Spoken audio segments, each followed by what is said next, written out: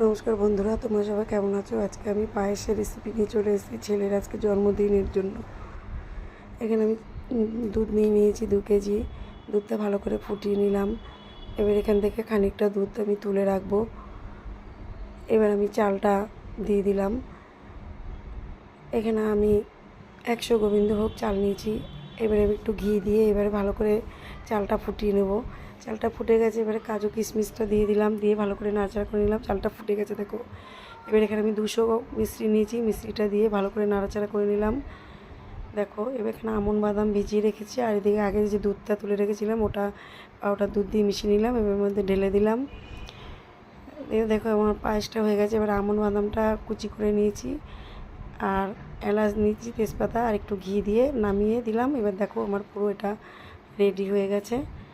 এবার একটা বোলের মধ্যে ঢেলে এর মধ্যে চেরি, কেশর